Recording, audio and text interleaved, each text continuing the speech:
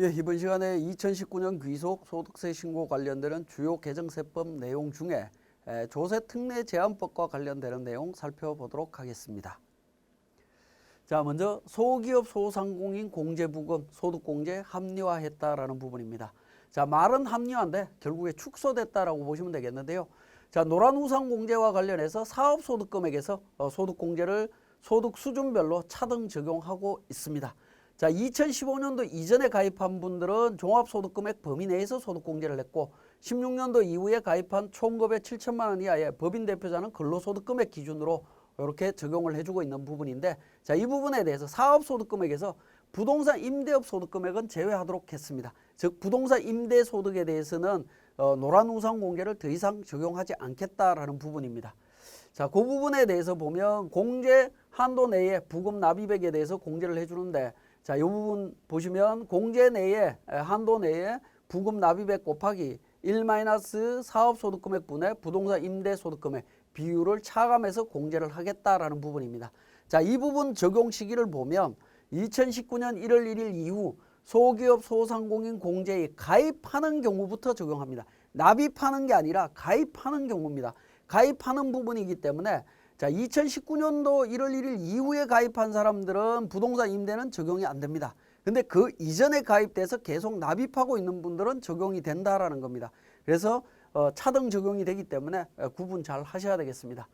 자, 그 다음에 성실사업자에 대한 월세세액 공제를 도입을 했다라는 겁니다. 성실사업자 등에 대해서 월세세액 공제 적용을 하고 있는데 대상자 추가했습니다. 종합소득금액 6천만 원 이하인 무주택 성실사업자 등에 대해서 적용을 해주는데, 이때 이제 성실사업자 등이라고 하는 것은 성실사업자, 소득세법상의 성실사업자와 성실신고 확인 대상자로 성실신고 확인서를 제출하는 사업자에 대해서 월세세액 공제를 적용을 해줍니다. 자, 공제율은 10%인데 12%를 또 추가로 했습니다. 추가는 종합소득금액이 4천만 원 이하인 성실사업자 등에 대해서 적용을 해주겠다라는 부분이고요. 2019년 1월 1일 이후 신고하는 분부터 적용합니다. 자, 이 규정에 대해서는 이미 2018년도부터 여러분들이 확인해서 적용을 했던 부분들이라고 보시면 되겠습니다. 자, 월세세액 공제 대상 확대했습니다. 대상 주택에는 국민주택 규모 이하의 주택을 임차했을 때 월세세액 공제 적용해 주던 부분인데, 국민주택 규모 이하 또는 기준시가 3억 원 이하의 주택을 임차했을 때 적용받을 수 있다라는 점 기억하시면 되겠네요. 자, 성실사업자에 대한 의료비 등 공제 적용 기한을 연장했습니다. 18년도 12월 31일까지였는데 21년 12월 31일까지 적용하는 걸로 되어 있습니다. 중소중견기업 육아휴직 복귀자 인건비 세액 공제 신설했습니다. 육아휴직 후에 고용유지기업 기업 인건비 세액 공제 부분인데, 중소기업에 대해서 근로자가 6개월 이상 육아휴직 후에 복귀를 했다라고 하면 공제를 해주겠다. 중소기업은 10%, 중견기업 5%, 1년간 적용해 줍니다.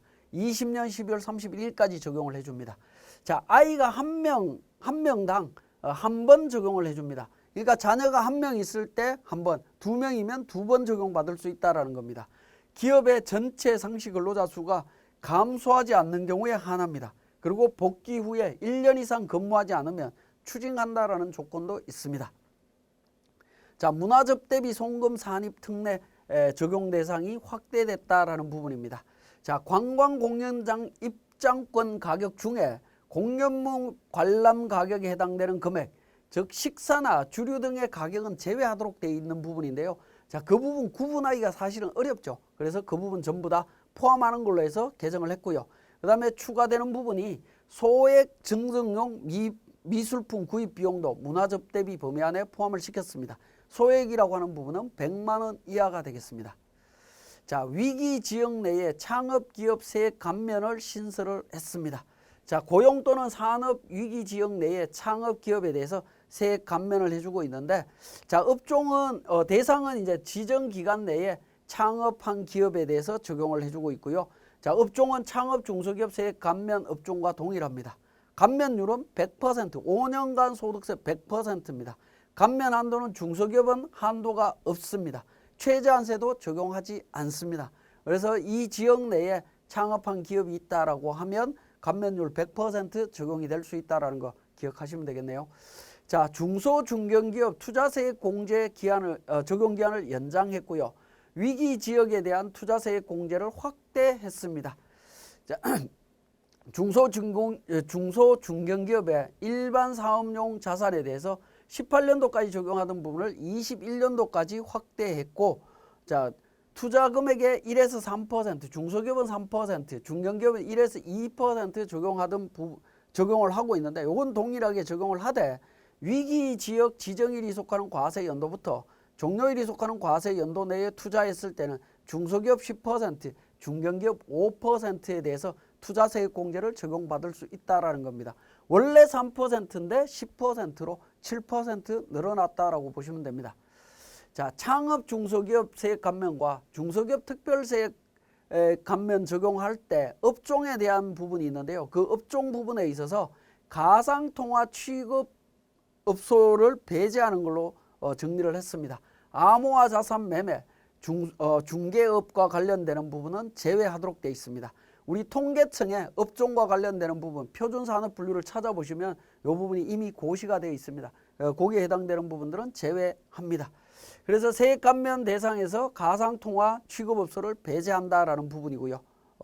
중소기업 특별세액 감면도 마찬가지입니다. 암호화 자산이나 매매 중개업은 제외하는 걸로 되어 있습니다.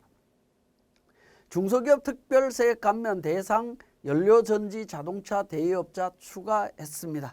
자, 전기차를 50% 이상 보유한 자동차 대여업자에 대해서 30% 세액 감면율을 적용하고 있는데, 여기에 전기차에다가 연료전지 자동차를 50% 이상 보유한 자동차 대여업자도 포함해서 적용을 해주고 있습니다.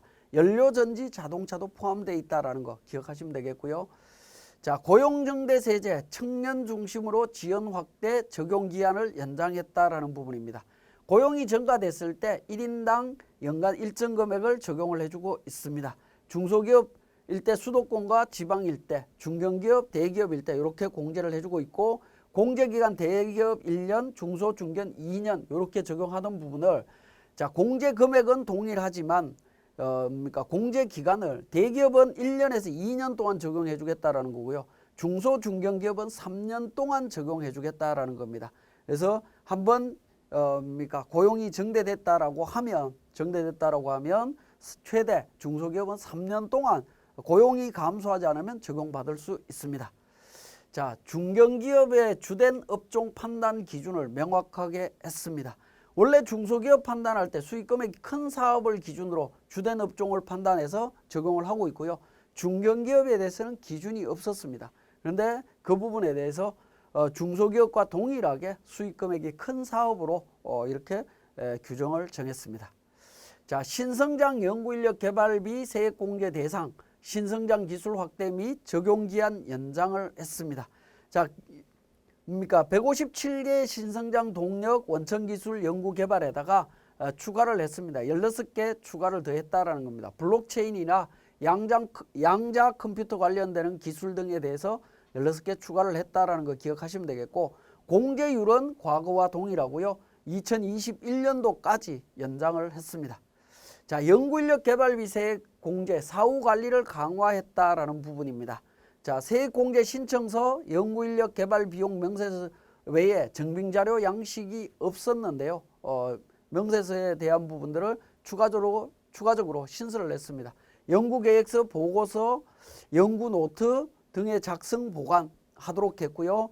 연구인력 개발비 비용 세액 공제 신청 시에 연구과제 총괄표도 함께 제출하도록 했다라는 겁니다. 자, 콘텐츠 연구인력 개발비 합리화했습니다.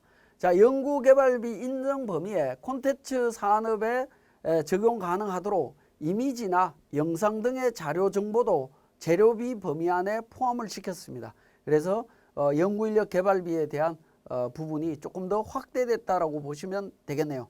자, 그래서 보면 전담부서의 서체, 음원, 이미지, 창작용 소프트웨어 대여, 구입비 이런 부분들도 포함되어 있다라고 보시면 되겠습니다. 자, 연구인력 개발비에서 제외되는 비용을 명확하게 했다라는 부분입니다. 자, 명확하게 했는데요. 기초연구 목적의 연구개발비 출연비 제외되도록 되어 있고요.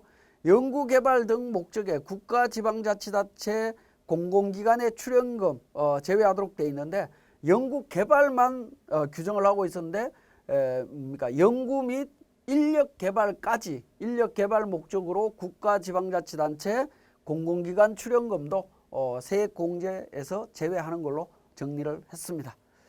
자, 연구개발비 중에 시스템 개발 비용 명확하게 했다라는 부분입니다. 위탁연구 인력개발 비용에서 제외되는 비용을 정확하게 규정을 했는데 전사적 자원관리, 기업 자원관리 설비, 판매 시점 정보 설비 등 기업의 사업 운영, 관리, 지원 활동과 관련되는 시스템 이 부분에 대해서는 제외되는 걸로 정리를 했습니다.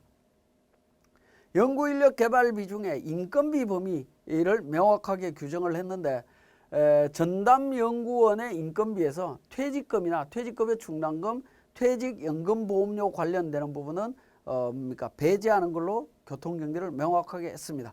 기존에는 퇴직금과 퇴직충당금으로 되어 있다 보니까 퇴직연금에 대해서 적용이 되냐 안 되냐라는 부분이었는데 퇴직연금은 법원 판결에 의해서 아예 제외되는 걸로 되어 있었습니다. 실무적으로는. 그렇지만 법에다가 명확하게 제외하는 걸로 했고요.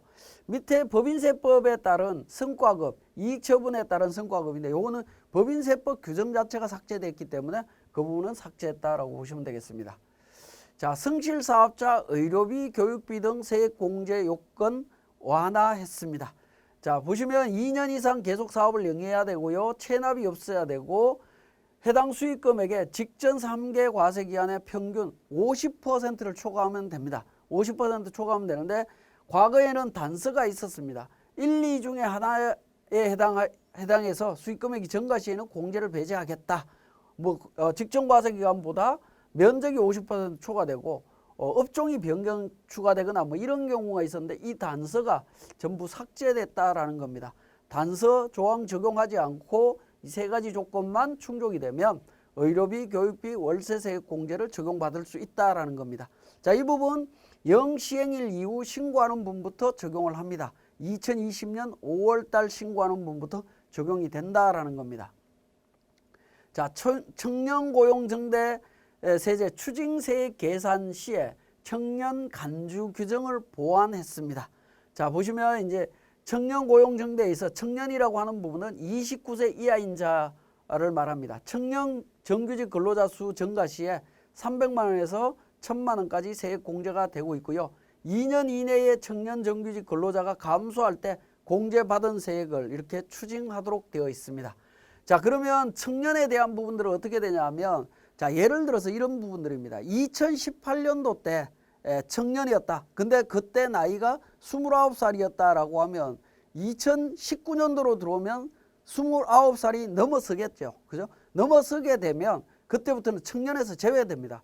고용은 감소하지 않았지만 청년은 나이가 증가되기 때문에 자동으로 빠지면서 청년 근로자는 줄어들 수밖에 없습니다. 그런 문제점을 해소하기 위해서 공제받은 과세 연도에 청년이었다라고 하면 이후 과세 연도에도 청년으로 간주한다라는 겁니다.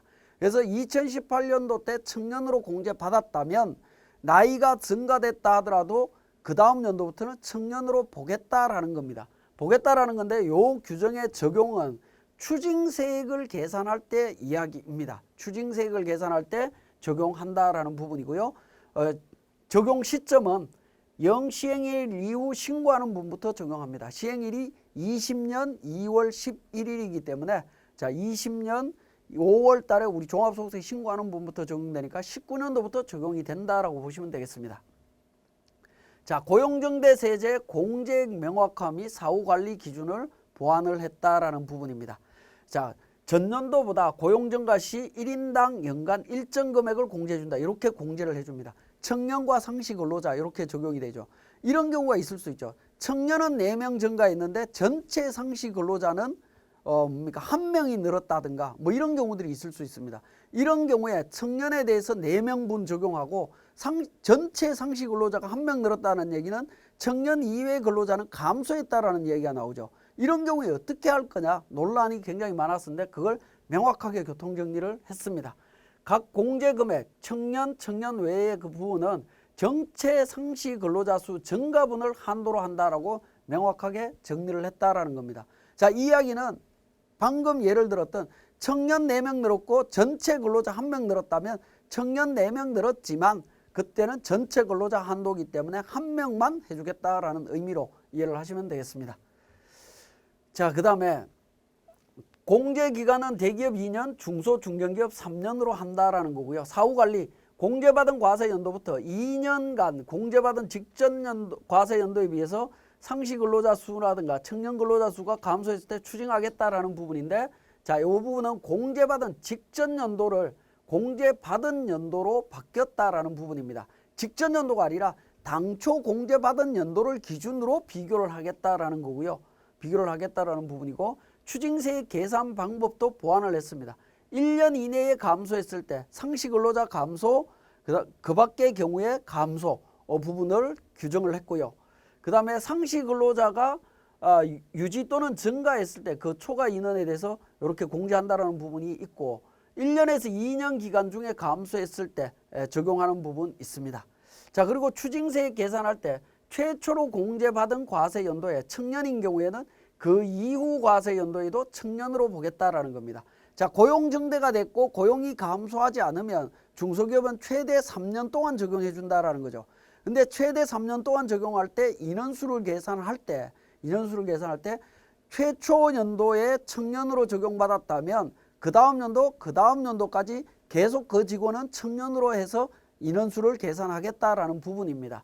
자, 이 부분은 추징세 계산할 때 이야기입니다. 최초로 공제받은 과세연도에 청년인 경우에는 그 이후 과세연도에도 청년으로 간주해서 적용을 합니다. 자, 사후관리는 20년 1월 1일 이후 신고하는 분부터 적용하도록 되어 있고요. 자, 추징세액에 대해서는 신고하는 분부터 적용을 합니다. 영시행일 이후 신고하는 분부터.